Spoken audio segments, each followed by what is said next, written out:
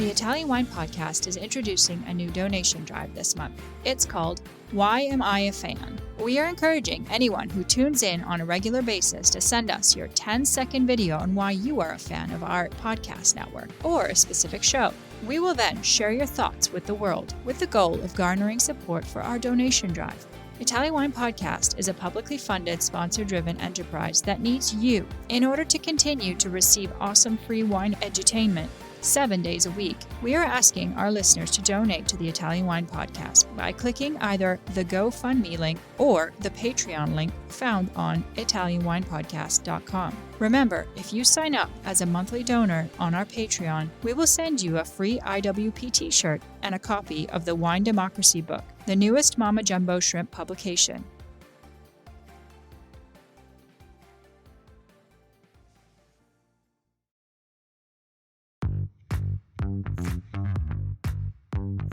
Welcome to this special Italian Wine Podcast broadcast. This episode is a recording off Clubhouse, the popular drop-in audio chat. This Clubhouse session was taken from the Wine Business Club and Italian Wine Club. Listen in as wine lovers and experts alike engage in some great conversation on a range of topics in wine. If you enjoy listening, please consider donating through ItalianWinePodcast.com. Any amount helps cover equipment, production, and publication costs. And remember to subscribe and rate our show wherever you tune in.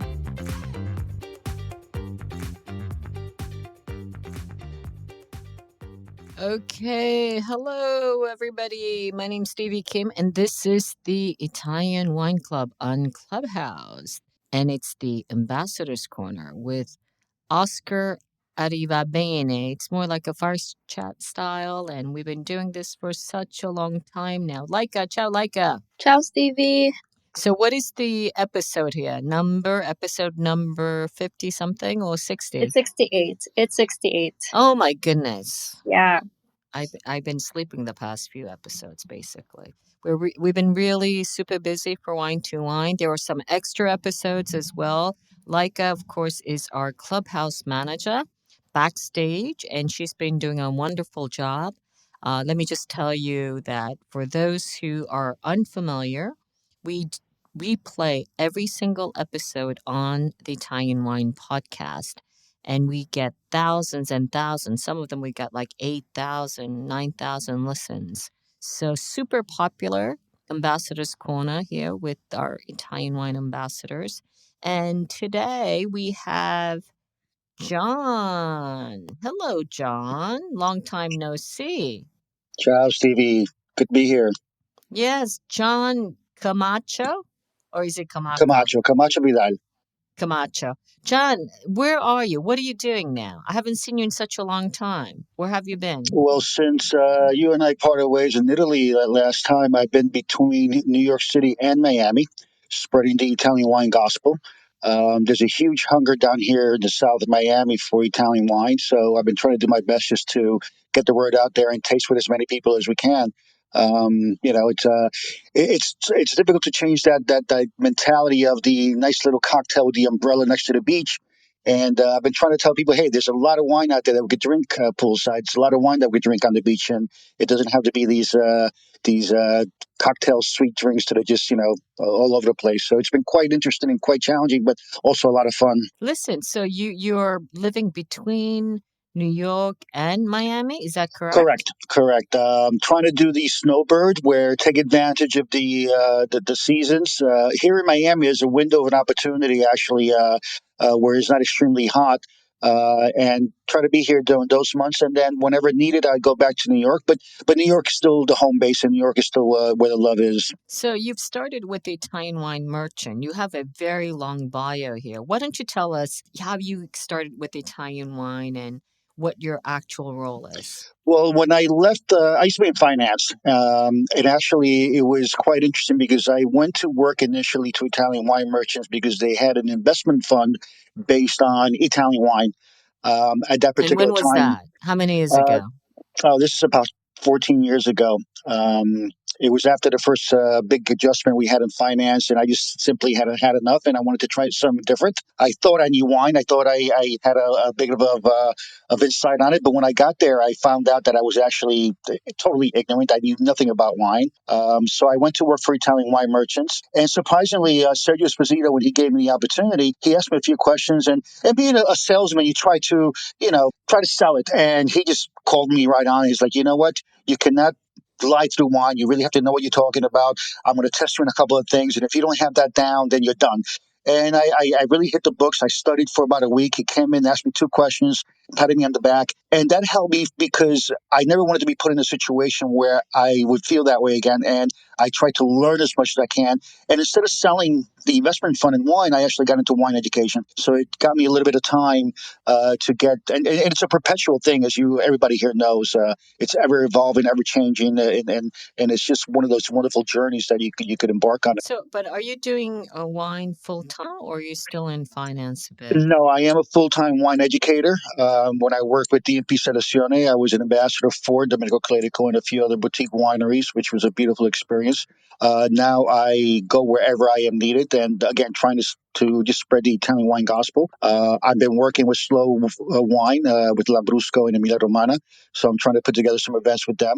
I'm also trying to do as many educational events as I can here in New York City and in Miami. Like I said, Miami is just a thirst of Italian wine, so it's been fun trying to penetrate this market. So I am a full time wine educator. That's excellent. I'm complimenti because it's not easy just doing a full-time wine as a trade person in terms of education. So we will help you to do this as much as you can. Of course, John is what we call the Italian wine ambassador program. And when did you do the course? I can't remember. This was the flagship right after when you opened after COVID, after the pandemic. So that was Oh my a year and a half gosh. ago, I believe. Right. So, I mean, especially in Miami now, you don't feel like it's COVID at all, right? There are no mask restrictions, anything like that. It's a different world over here. It's just there aren't any Yeah, restrictions. Florida. I guess it's a little bit of common sense. And one of the advantages you don't have this condensed metropolis where everybody lives on top of each other. Everything's pretty much spread out. So that's one of the reasons I guess they feel so lax. But being in a society where you have it's a retirement community. That has changed tremendously, by the way. I think the old attitude was you retire, you go to Florida. But there's a new generation. There's all these young millennials. I don't like the word to use, like to use the word millennial, but there's this new generation of wine drinkers, new generation of people in general, entrepreneurs. So that segment or that mentality has also changed. But being that it's so spread out, that again, it's a world of its own, and they are very relaxed on it. You still have to be very careful, and I try to be diligent. Better safe than sorry is what I say. Okay, excellent. So I'm really looking forward to listening to your interview today because I don't know Oscar Arrivabene. So ciao, Oscar. And why don't you tell us, John, why you've chosen Oscar as your favorite wine producer to be on the call today? Well, as I said, when I started with Italian wine merchants, I was actually new to wine. I thought I knew what I was doing, but you pretty much find out that you're a novice in everything. One of the first wine moments that I ever had was with a bottle of the Domenico Clerico Barolo. It was a staff tasting that they did. They called everybody down, and I just simply had one of those moments in time where you were transported. You were a good wine is a wine that takes you somewhere, and everything that I know now, it was so true. He was Domenico Turk was one of the original Barolo boys when I started doing the research, and I simply had that opportunity to meet Oscar. Unfortunately, I did not meet Domenico because he passed away in July of 2017 after battling brain cancer. But when I worked with DMP Selezione, I had an honor and I had the privilege of being a brand ambassador for Clerico. And that's when I met Oscar. And I pretty much met an individual who was very passionate. It was a person who, you could see his commitment, you could see his love for wine, and that really transposed and transpires to the wines that he's making. And that's one of the reasons that I wanted to choose him and to share his passion with the world, I guess. Yeah, I was just in Piemonte, so I went to see Burlotto and then Gaia, Elio Grasso, and of course the Barolo girl, Chiara Boschi. So I'm looking, it was just last week, so I'm looking for the continuation of the Piemonte stories here. As you know, we are a little bit geeky here, and we always ask the host, the mod, to tell us what we should be expecting from your call today with Oscar. In particular, the learning objectives. What do we expect from your call today? Well, basically, Domenico Cleric, as I said, was one of the original Barolo boys. He was one of the most respected names in all of Barolo. And I basically want people to know that Oscar is out there carrying that torch, not only following in the footsteps of a great winemaker, but a great winemaker in his own right. And he's adding a little bit of his own personality into the wines. So, to expand on it and taking Domenico Clerico to the next level. Even though we've lost a great winemaker, we have another winemaker who's carrying that torch, so to speak. Okay, great. I just want to give a shout out to Andrea Ebby. She's passed, I believe, her theory, I'm not sure, part of the MW. And then also I saw Nicholas Berquist this over the last week in Brunello, Montalcino, and he passed the practical. Almost have an MW already, so it's pretty exciting. Congratulations, Andrea, and we are rooting for you and Nicholas to become an MW very, very soon. So, John, I'll leave now. I'll be a little bit quiet, and then maybe come back if there's some extra time for Q&A later. Okay? Grazie, Stevie. Ciao. Ciao, grazie. So Grazie. I'm really excited. I'm really grateful that Oscar accepted my invitation to be on the Italian Wine Podcast. As I mentioned, he's one of those people who is truly passionate about what he does. If you ever have an opportunity to see him firsthand, and you're going to get a chance to listen to him speak, and I think just by listening to the way he describes and everything, you get a little bit of that impression. But thank you for being here, Oscar. Welcome. Always too kind, John. Thank you for your time, and thank you to everyone else who is listening. So, Oscar, tell us a little bit about yourself. Give us a quick introduction of how you came to be at Domenico Clerico. So, actually, I grew up close by to Bergamo. It's a city in the north center of Italy. And my grandfather used to be a farmer. So, not actually, that wasn't part of my family, but from the family of my grandfather. So, actually, I had the first experience with the field and with agriculture that I was super young, and after that I study enology and viticulture at the University of Milano. A really interesting university in general, and then the surrounding of Milano. So it's not something that it's really typical, because it's not a university that is surrounded by vineyards, but it's an university in the middle of probably one of the most important cities in Italy. So also the environment around the people who used to follow those courses are really interesting. So a really good experience. And after that, I joined to De Rupi, that is a really tiny winery in Valtellina, and fantastic experience close to the Alps. A really tiny winery. I mean, at that point, it was 3.5 hectares. So 20,000 bottles per year. So really, really tiny. And that gave me the possibility to be 100% in every kind of task every day. And then after that, obviously, after the Alps, I choose to leave in order to go in a more open space, like Australia was. So I left to Australia, and I worked in the Great Western. So in the Australian way, it's close by to Perth, so 4 hours driving roughly. And there I had the experience with Riesling and Syrah, and with the Australian mentality, that obviously was really, really far from the Alps. And then I came back. I worked for Livio Felluga in Friuli, and they are super precise, super geeky, and another fantastic experience. Still have good friends from there. And the last one was in Montalcino, working for Allegrini Group. The name of the winery was San Polo. 2014, I joined to Clerico. And then became, it was a kind of weird experience at the first point because Domenico treated me like part of the family, not just an employee. And but then it became a family. So I started like a winemaker, and then sales manager, and then general manager.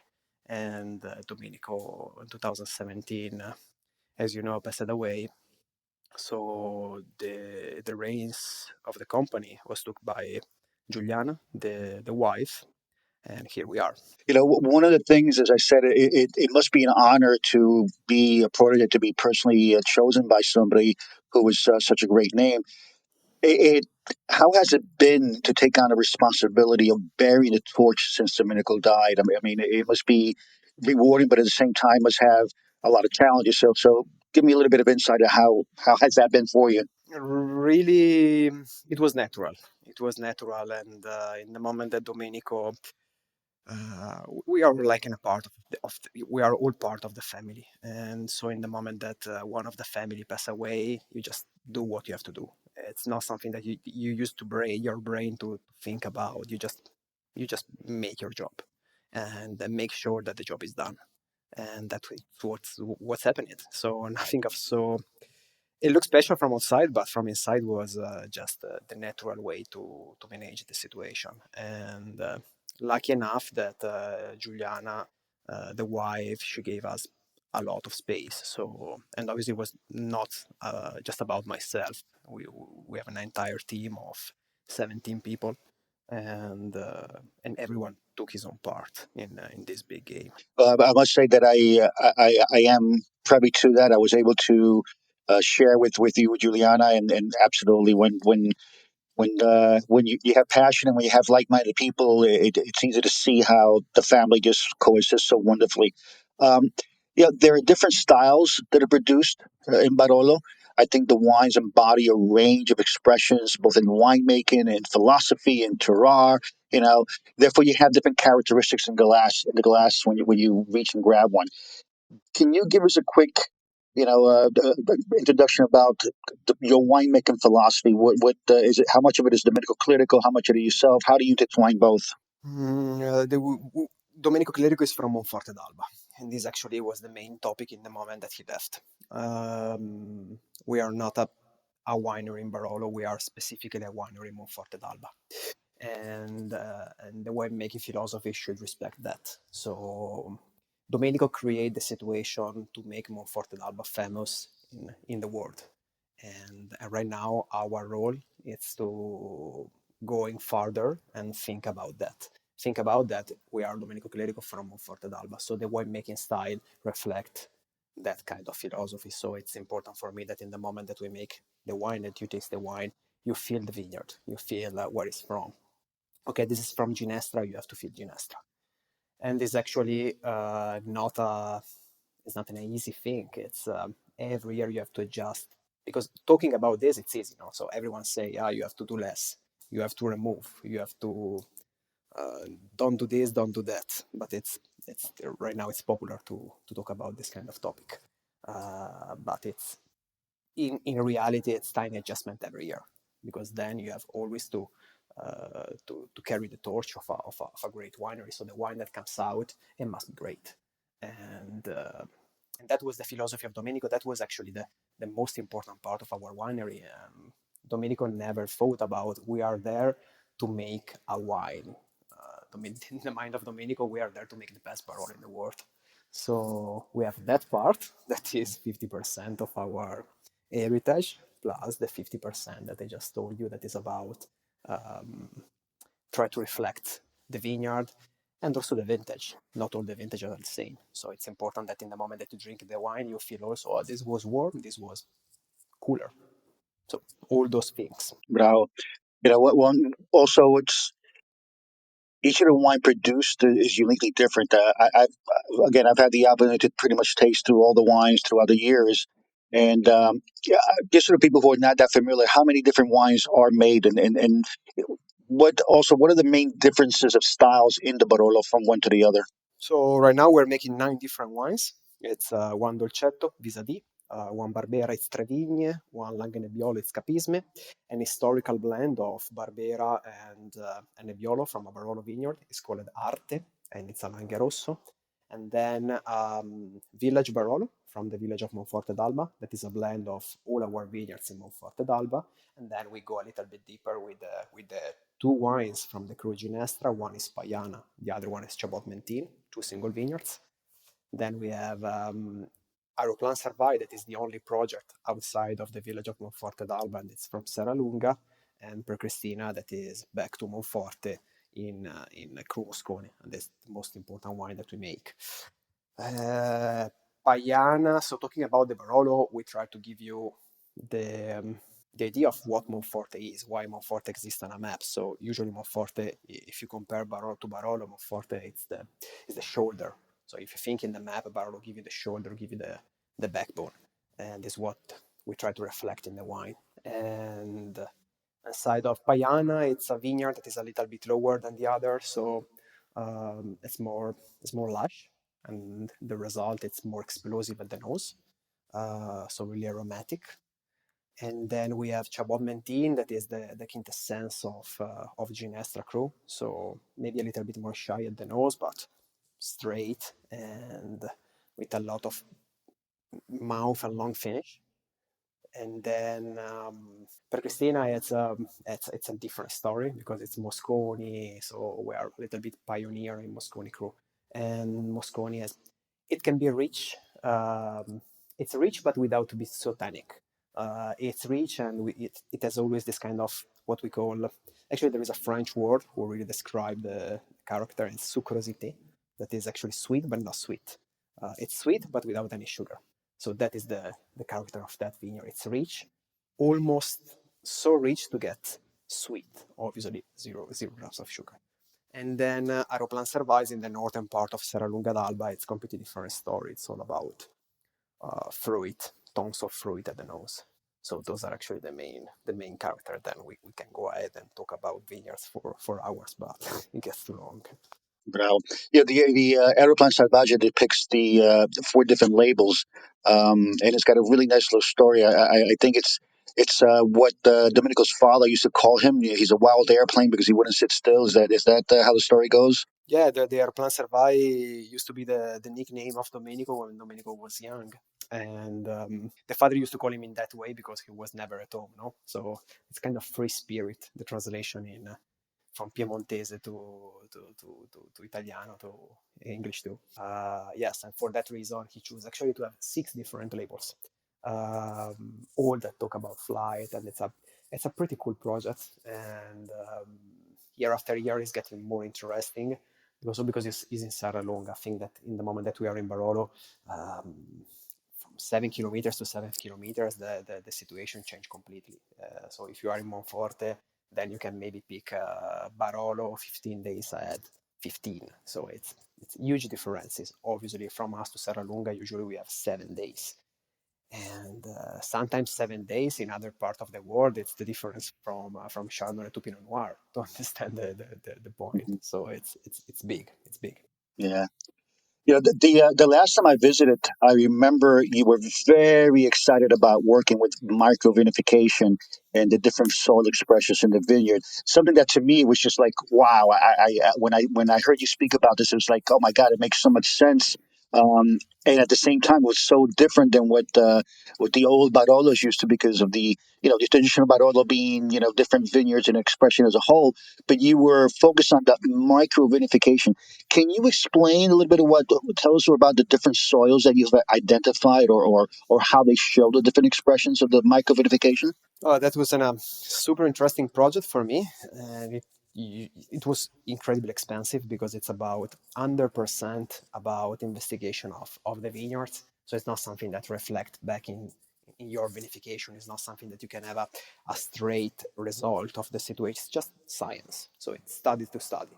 And but it's, in my opinion, and obviously coming from the University of Milano, that was about that.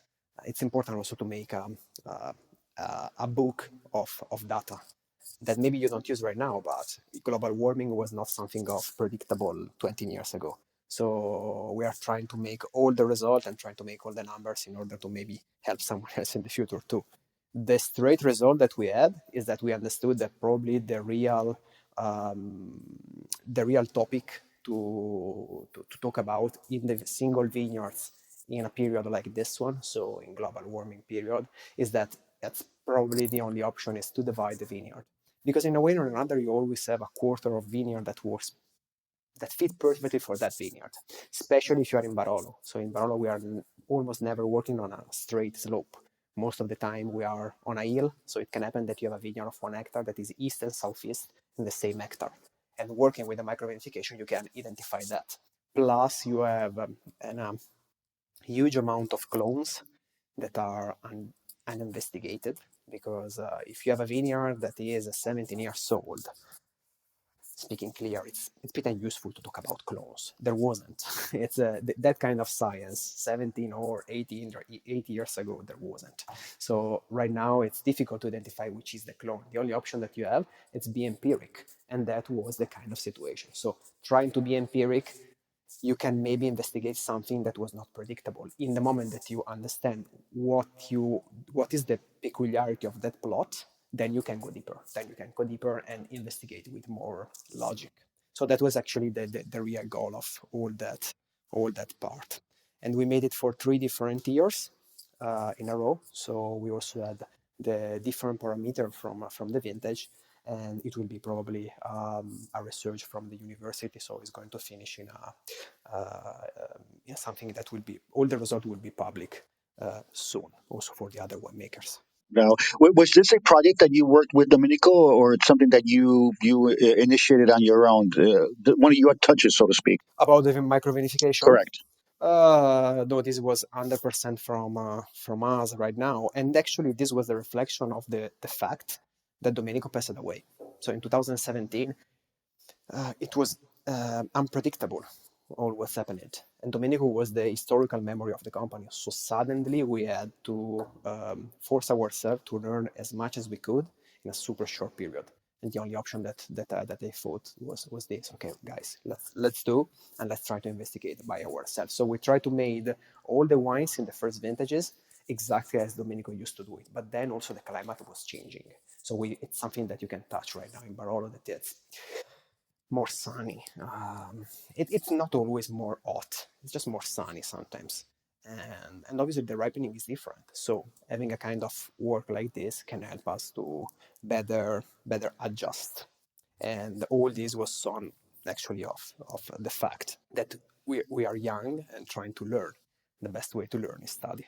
Right. So, I guess that goes along the way of. Do you consider yourself a modern winemaker? Domenico Clerico is a modern Barolo, a modern winemaker, correct? Correct. We're still Okay. consider ourselves modern. Okay, so I'm a fan of the uniqueness of antique techniques, the use of amphora. I remember you once told me that a modern winemaker should be constantly evolving, uh, just innovating. Now, at the same time, you're also working with amphora, which I got really excited because I'm a big fan of amphora wines and then concrete and things like that. So when I saw that you were working with amphora, I got really excited. How do you maintain tradition but also continue innovation at the same time? How do you manage to mix them both? It must be something, I think it's an art, a talent, actually. In order to manage all the things that you have to know it. So that's the point about amphora. Every time for ourselves it was a tradition also for Domenico, something that he always have done, and we are just doing again that. So every time that there is a new vessel or something of new, a new technique that is coming out, we just try. And then after that, we decide if that will be something that we are going to take part in our verification, or if we are just removing that. And amphora has been that. So we tried, and I have to say that actually it's part of the Langhe Nebbiolo right now, but in a tiny percentage. So it never really grew.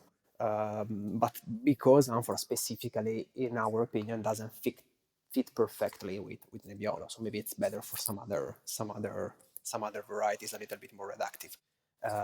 But it's important for us every year to experiment if something of new come out, for sure we buy and we try to use it. Wow.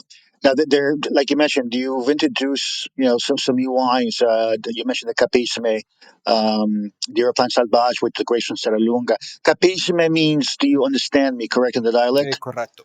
Capisme, it's And dialect. the dialect.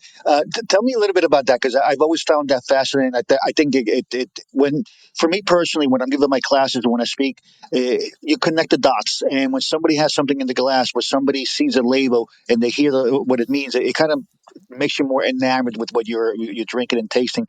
But I love the little story about the Cabisme and how the name came about. Can you tell me a little bit about that?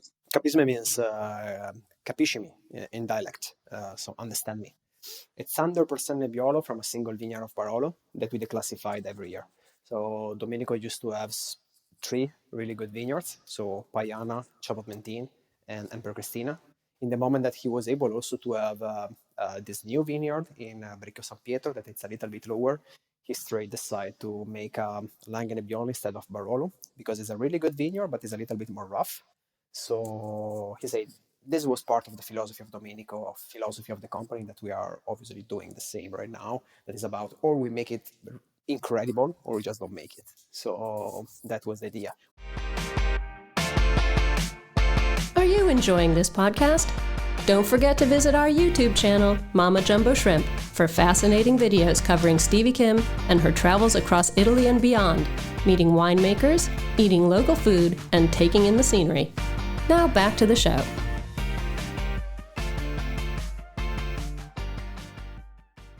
We prefer to make the best Langhe Nebbiolo possible instead of a Barolo interesting and in average.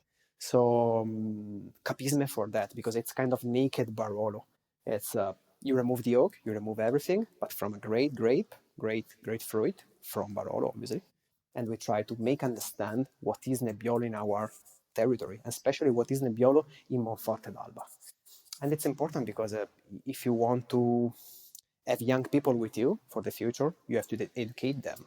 And Capisme, it's useful because they can understand what they can have from Nebbiolo or what they can't. If you are looking for a great color, if you're looking for great mouth, if you're looking for smooth mouth, simply is not your variety. If you're looking for elegant wines, acid, crispy and fruity, and something that if you can drink it or you can smell it for hours, Nebbiolo is your variety. So it's about understand what you want. So we make understanding. Bravo. Now, these are projects that you were working with Domenico that you created together before his passing. Um, and basically, what have been the biggest challenges you faced continuing these projects, not having him around? I mean, like you said, he was the driving force, and he was he was the name. So, what have been those challenges for you continuing these projects? Are you talking about Aeroplan Servai or Arte? I'm sorry. So I guess the question is, you mentioned the Capisme, the Serralunga di Alba with the Aerospan Salvage, and even Arte, yes. But these are projects that you and Domenico were working together. And I mean, my question is, what have been the biggest challenges to continue these projects? Not having him around as far as taking them to the next level. Yeah, the biggest problem about those was trying to that we don't want to stay. The winery used to be it's a modernist winery, so we want to be updated. We don't want to stop. We are not there to celebrate. We are there to make better. And that was the philosophy of the company. So this was the challenge. The real challenge was try to make the same but better. But in the end, what means better? That's the point. It's something that is more on the page. It's not something that is bad. Something that is better for me is not better for you. So it's that the real challenge. It's more philosophical. It's trying to improve without to break all. And in the end, we understood that it's about be more part of something, be more part of a community, be more part of our territory, feel more the vineyards. So that was the biggest challenge in general, because it's every day about, as I said, tiny adjustment. So you are understanding, maybe today you have an idea and you say, okay, we go ahead like this. And then the day after you taste the wine and maybe, we have a little bit to adjust this because maybe too much purity, and in the end finish that the wine is not rich enough. So it's important to keep open the mind and trying to push always on the gas and think farther every year. So the wine that we make right now is not the one that we are going to make in 3 years ahead. We're always adjusting, and stay at the same pace of the entire world. And the entire world, actually, not about the winemaking, but the people who drink wine. That is actually what we have in our mind. It's not because that guy in Bourgogne is making that, so we do the same. Absolutely the opposite. So because that guy in New York is tasting that wine, then we start to chat a little bit more with him, understanding which are their preferences, and then we taste the same wine together maybe, and then after that, all those things reflect in the vinification. I really appreciate that as a wine drinker or a wine educator, because for me, it's just the excitement. I know that every vintage, something new is coming. As much as I love old world wine and the old techniques as well, it's really exciting because you know that something's going to change. You're not going to get stuck with something that's going to be monotonous. It's ever evolving, and there's something that's going to look forward to in every bottle, I guess, in every vintage. So, I'm grateful that you're maintaining that and taking that forward. You know, um, I remember in 1981. Okay, this is wonderful because this is another one of those great wine moments that I had. In '81, Domingo came up with the Arte, the Langhe Rosso, and when I did my research initially, I didn't know what Super Tuscan was or anything like that. Like I said, I was new in wine, but people were calling it the first Super Piedmontese.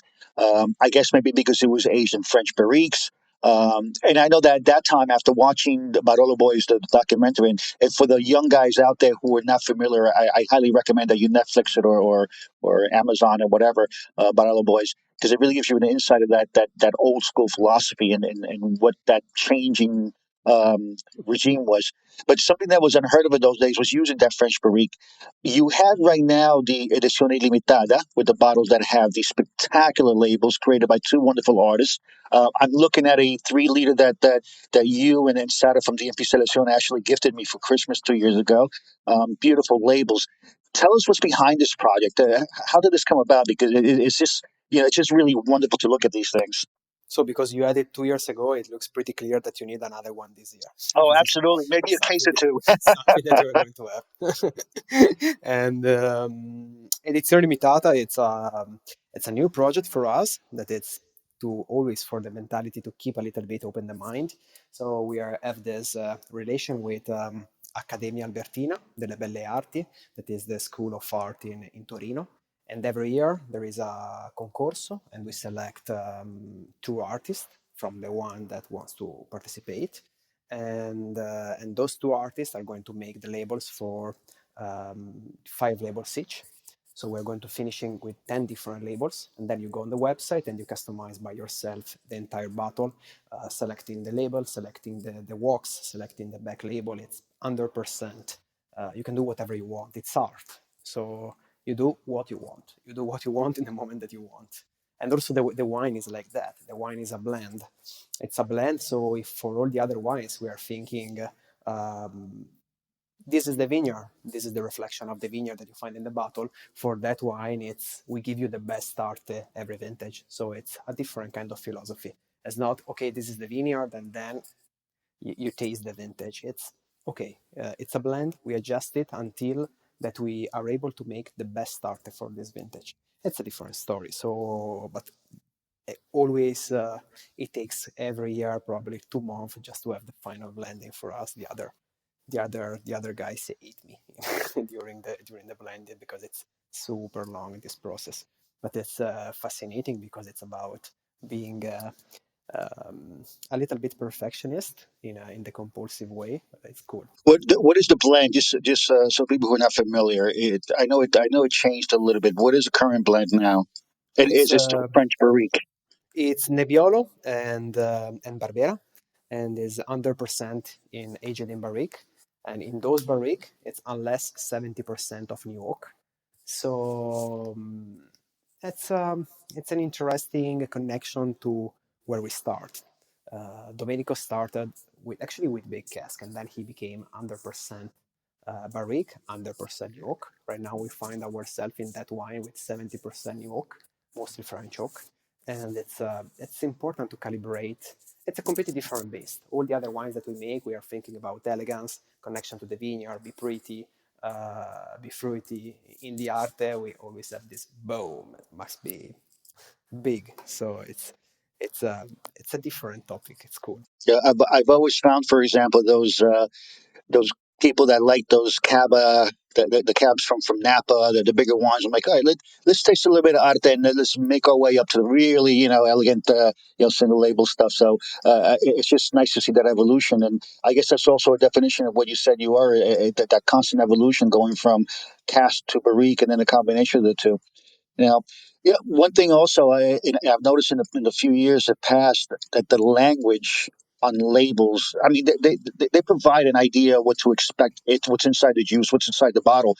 And I've found that over the years, fans of Barolo, they become familiar with the 11 Camion, the names that appear on those labels. It gives them an idea, okay, what to expect from this particular town or from that other town, or from the individual vineyards themselves, which have gained notoriety, like that Ginestra. What are where do these instances do you see any pressure from the powers to be to adjust your labels to conform to these changes? What are you doing for that? I mean, I have seen some changes. For example, it used to be Shabbat Bentin Genestra, now it's just Genestra. So I did notice personally some things, but have you had any pressures to conform to these changes? Actually, it's not something that comes from outside, but something that comes from inside. In the moment that Domenico passed away, our idea was, okay, right now, guys, what we want to be. So we are this. We used to be this, and what we want to be for the future. And what we think every time that we think about ourselves, we think about Domenico Clerico in Monforte d'Alba. Since a long time actually. So for that reason, for that kind of pressure in our mind, we choose to be back in the label from 2017 with Chabot Mentin. It's with the name of the crew and all the wines as many more information as you can in the front label. It's natural. I think that is natural right now, and it's also for us. We don't want to be. We already had our artist that was Domenico. Right now we want just to be artisan. So we want to stay one step back. So on the label there is the name of the founder, and it's important for us. And all the rest we would like to write it too, in order to say, guys, this is not son of Oscar Arrivabene and the team. This is son of Monforte d'Alba. So that was the reason that took us to that decision. But what about, like, for example, with the influence of the MGAs now? Like I said, a lot of people will identify, and I know a lot of people will actually go to MGAs as a guide with the maps. And then, do you see any correlation to that? Do you see any influence from that part? Speaking clear, I have to tell you that using the MGA on the label doesn't change the selling of the wine. So this is pretty clear to be understood. And it's more important if you want to be part of a scheme. So if you want to be judged, if you feel comfortable with that, if you want to be compared with the others, then, in my opinion, stay all together and be part of a village, be part of a appellation. It's is the reason you are stronger with that. But you have to feel comfortable in a group, because you need to feel comfortable to be compared to the others. And right now, I think that we are okay with that. It's about singular decision. Every winemaker, every winery has his own philosophy. So it's difficult to understand what is the right or the wrong. I feel that they want to be part of the community, and it's important for us, for a Barolo producer, be part of the village where he's from. And for that reason, we choose to have everything written on the label. Bravo. I think that's great. It makes it so much easier for me, at least. And then sometimes I think sensory overload, or too much information could be a misnomer as well. Now, you mentioned earlier about some of the challenges as far as microclimate, and then what's happening with climate change and the challenges, especially the recent drought that we saw. As a winemaker, and I've been asking this for a lot of my friends and a lot of winemaker friends, what is your thought on the Peewee grape varietals? Do you see a place for them in Piemonte? I mean, there's, I think, a little bit of debate, so to speak. Some people hate it, other people are embracing it, and other people are, I think, in between and saying it's too soon. What's your personal opinion on the Peewee varietals? Are incredibly interesting in my opinion, but it depends. I think that it is obviously a personal opinion, but I underlined because it's pretty strong, and it's if you are making if you are in appellation, it doesn't make sense to talk about Piwi. If your appellation is Barolo is based on Nebbiolo, there is no other excuse to use something else. You have to go ahead and make what there is and be part of that community. If you want to be part of that community, it's not useful to talk about other varieties. My dream for the Barolo appellation is to see only Nebbiolo, Dolcetto, Barbera, and a couple of white varieties, maybe Freisa, nothing else. So I'm sick to see all those things. It just makes this story confusing. In the moment that I'm thinking about Burgundy, I'm thinking about Pinot Noir and Chardonnay. In the moment that I'm thinking about Bordeaux, I'm thinking about Cab, Napa, Cab. So making add some other varieties most of the time make just confusion. And Piwi are really interesting, but I have to underline that the entire world is not the entire world of the consumer.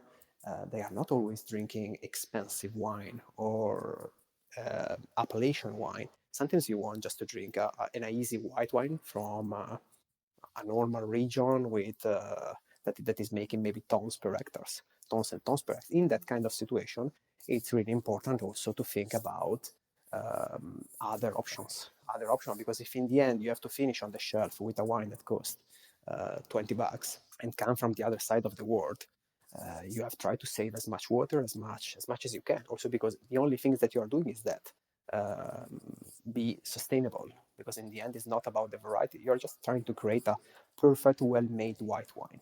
In that situation, the Piwi comes out, and they are probably the future. So this is actually the right spot for those variety.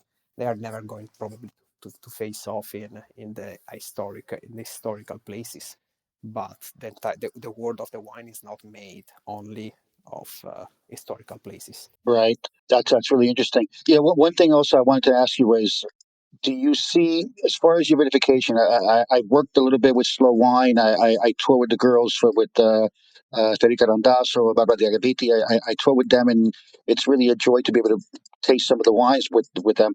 Do you see yourself, or as far as your vinification is concerned, any self-sustainable, organic or biodynamic, you see yourself going towards that direction? Do you guys do it already and just do not advertise it? Because I know it's for some people it's a big sector.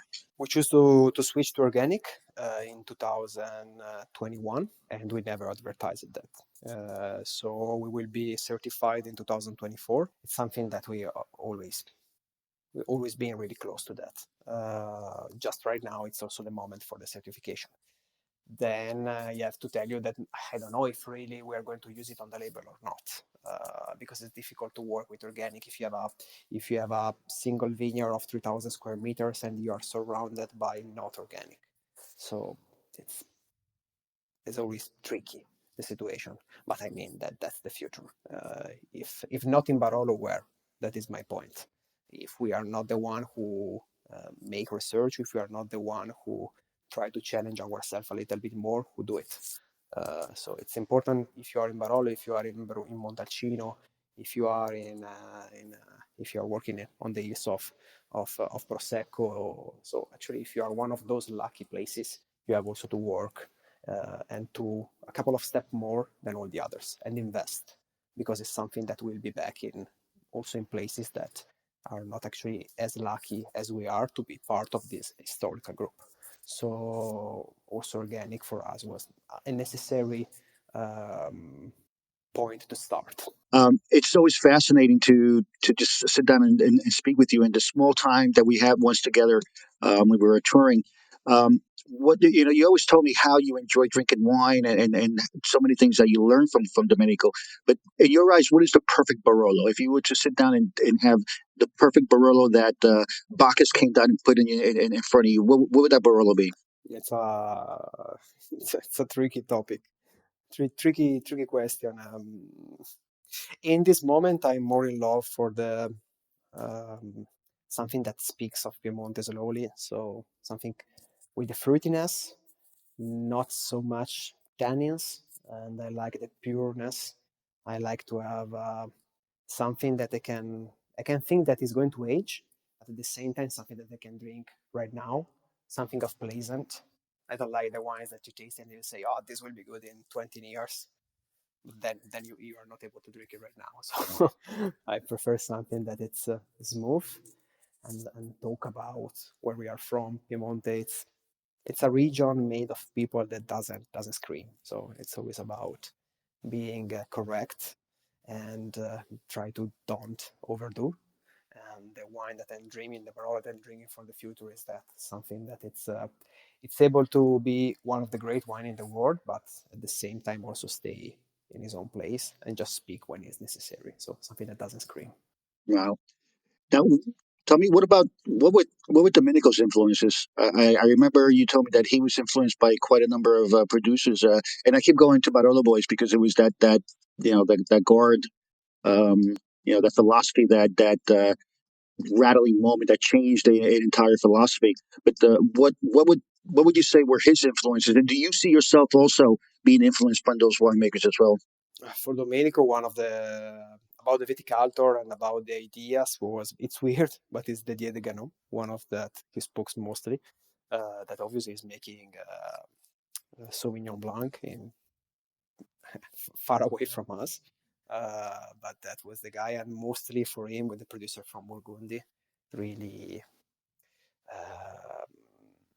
was something that he used to enjoy most of the time. He used to say, the first variety in the world, it's Pinot Noir, the second one is Nebbiolo. And it's actually from someone that has been the sixth one in the world for this and that. It's pretty incredible. And as you know, actually, I'm drinking a lot of Burgundy, but I'm drinking a lot of American wines too. So the real innovation more often is coming from the what we used to call new world instead of the old world. So I always love to make it blind and try to compare maybe Sonoma Pinot with Burgundy and compare it and understand what is the next step. And this is fascinating for me to understand how able some winemakers are to manage the situation that they have. Maybe it's super hot, and then they are able to make gentle wines, and they are super famous, but they don't make weird wines. They don't make artist wine. They make something that it's more pleasant. Or I always like to understand what is going on. So um, every time that there is something that is different, I'd like to taste it. I'm absolutely not a big fan of all the oxidative stuff that is coming from France right now. That stuff, it's as much as time is passing, as much I'm not understanding the point. But except that, all the rest is fascinating. What about Beal? I mean, I also I enjoy listening because half the producers, winemakers that are out there, my experience basically is that there's a lot of flawed wines that people are trying to pass off as it's Beal, so not giving me a lot of money, or they're jumping on the bandwagon. And I just did a class recently, and the class focused on Beal natural wine, biodynamic wine does not have to be faulty. It does not have to be foggy. It doesn't have to be stinky. It could be delicious and it could be clean. What's your feeling on that personally? Do you see yourself as organic right now in that advertising? Do you see yourself using any of those non-interventionalist techniques? The point for me is something that you don't have to. If you use it before to taste the wine, that means that the wine will be faulty. That is actually the proof. If the winemaker come to me and tell me we are biodynamic, we are this, the wine will be faulty. Romani Conti is biodynamic. Ceretto is biodynamic. So many incredible wineries are biodynamic, but they don't promote it. If you don't have to promote it, most of the time is because it's good. So it's always about be balanced and understand which is the most important part. If for you it's necessary to pass through that door in order to make the best wine possible, let's open the door. And I'm more than happy to taste all the wines of the world. It's different if you want to be part of a game because you need to sell. That is a different topic. So, but also are different winemaking styles. So I like the wines that are made in order to create something, not in order to sell something. But there is space for everyone. There is space for everyone, and sometimes it's just a matter of time. Right. It's fascinating because I'm actually doing a tasting with wines of Mexico. a country with a winemaking history that is so old, and yet it's only in the past 20, 30 years that they had their second wind, so to speak. What has been outside of you say you're drinking a lot of the U.S. wines. You like to drink a lot of New World wine. What's on your table? What's your go-to, or what do you enjoy drinking from the New World? And mostly Burgundy and Italian wines. Those two. I'm just discovering it's not actually so easy to admit, but I'm just discovering right now Bordeaux. And speaking clear, because it's too expensive, so you need to afford them. Obviously, a lot of Riesling, as everyone right now. But most of the time, it's about if I'm drinking something that comes from the New World, or is Australian because I work at there, so I'm still in love for that place, or is American. Also because it's a little bit easier to find them. Right. One thing I also am grateful that Domenico Clerico wines are not overpriced. In my opinion, they're still accessible by the average guy like myself. I think that you have a lot of individuals who fall in love with a particular wine, a particular style, a particular region, and then all of a sudden they get to a point where, I just cannot afford, to spend hundreds and hundreds of dollars for a particular wine. What about you mentioned that do you see yourself, for example, working in the future with any white grapes?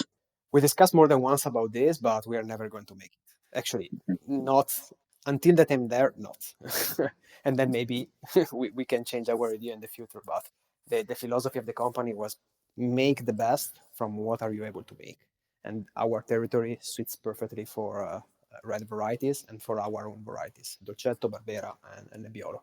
So all the rest is, we are not able to make a wine so important like the Barolo that we are making. If we make a white, that will be just a white in average from us. And then I have a huge respect for everyone else who is able to make a great white wine from our region. But we feel comfortable staying in the place where we are. We try to achieve also higher points with the Barolo instead to challenge too much ourselves. And then every time that we want to drink a great white wine, Burgundy is 5 hours from us, 9 hours from us. You are in Mosel, so there is actually no reason to try to copy the others. Right. And I think that's also one of the things, the sincerity that you guys have. I mean, I think that's just wonderful. Why reinvent the wheel? You have somebody who went in there and did all the hard work, so to speak, in the beginning. And there's not to say that the work continues to be easy or it's not going to be any harder, but I think the cornerstone, so to speak, was already set. So that philosophy is there, and I think that's just great. It just confuses you more. Look, we could and what's in store for Domenico Clerico tomorrow? What are your hopes for the future? What do you see happening? What's the new Clerico going to be like? It's still something that we don't know, because it's the good part of the Domenico Clerico project is that we try to push forward the limit. So right now we are here, and then for the future, who knows? So it's we try to always make the same levels, or we make the work from the same vineyards, but trying to do also something more. But it's still unpredictable for the future. For sure, not a white. And then all the rest, we are open-minded. Bravo. Yeah, Oscar, I know I could continue, and I've got like a million questions, and I'm just so intrigued, and I know it's just the ever evolutionary philosophy that you have, and again, thank you so much for your commitment. But I know that we had a short amount of time here, and I want to turn it back over to Stevie, make sure that we're okay on time. Stevie, are you there? There you go. Thank you so much, you guys. What a terribly interesting question. If there's somebody who would like to ask a question to Oscar or John, please raise your hand. I will bring you up to the stage, although we're running out of time. Oscar, I have actually 3 tiny questions for you. Number 1, how many bottles do you produce overall with your 9 labels? Number 2, and I would like to understand what the stars, if the star that you have on each label, what if there's a particular meaning with the different colors. And my last question, it's we could, I guess, probably speak for another hour or so. What is this thing with the Piemontese and this I would say aversion to social media? I see that Domenico Clerico does have an Instagram. I was really, really surprised, although it's very scarce in a way. But so those three questions, I don't know if you got that. So number of Yeah. bottles, the star, and then Piemontese boycotting social media. The last one is very interesting because Yeah. it's the reality. I start from that because it's really the reality. And I don't know, Piemontese doesn't like to speak and doesn't like the people who speak too much. And that's the point. I mean, the It's, wine is good. So, like, I mean, it's a miracle that people can find them, in a way. I agree I with mean, you. yeah, it's I agree with you. incredible. But there is such a strong distaste for social media. Yeah. We treat the social media in a way like they are lying. Yeah. It's real. As much as you speak in the social media, as less you are making. That's our mentality, and it's difficult to change. It's difficult to change. We Yeah. know I mean, I was just there. It's amazing. No one had social media. we had no social media until the COVID, and actually Yeah. I was forced by our sales team, and Mhm. they literally forced me. So they opened it, and then we had to manage it because for me was a diktat, was something from Clerico that he always told me we don't do it, we just don't Right. do it. Right. And Yeah. Of it's course, true. I understand that completely. And then, what about the star? What about the star? It's part of the story of the company. It's a little bit sad, but the daughter of Domenico and Giuliana, she passed away when she was really young, and Oh my it's goodness. Cristina. And the Mhm. reason why we make per Cristina, it's in honor of her, and because of that, Cristina became a star, and so is on the label of all our wines. Oh, So okay. I didn't know. it's part of the story of the family, and then we adapt the star in every label with the color. And in total, we make 120 bottles per year. Mhm. 120,000. 120,000. I'm sorry, obviously. Because 120, it's I kind. drink You it. can I drink it all drink it. yourself, In January usually. basically. When it's cold outside. Okay, very good. Well, thank you so much, Oscar and John. What a great job. Leica, can you come back? Leica, are you still on? I'm still here, Stevie. Yeah, Leica, you're killing me this week because I just saw my agenda and I have 2 other Clubhouse I told you interviews last this week. week. Okay, all right. So who's coming next? Okay, so tomorrow, Shawan Du, she's back, so she's gonna interview Matteo Giustiniani, from Avignones. Oh, so her boss, basically. Okay. And then who's Another after one that? is on Thursday. We've got Arlene Oliveros, and she's also interviewing somebody from Piemonte. Oh my Francesca goodness. Is Vaira. Arlene still in Philippines? Yeah, she's still in Philippines. Oh my gosh. Great. I haven't heard her or nor seen her in the longest time. So very excited. Okay, you guys, I'm going to go because there's nobody left at the office and I'm going to have to close up and go back to a family. Ciao ragazzi, alla prossima. Thank Grazie you. mille. Bye. Ciao a tutti, grazie. Drink well, be Ciao. safe. Ciao, ciao. Ciao, ciao. Listen to the Italian Wine Podcast wherever you get your podcasts. We're on SoundCloud, Apple Podcasts, Spotify, Himalaya FM, and more. Don't forget to subscribe and rate the show. If you enjoy listening, please consider donating through ItalianWinePodcast.com. Any amount helps cover equipment, production, and publication costs. Until next time, cin cin.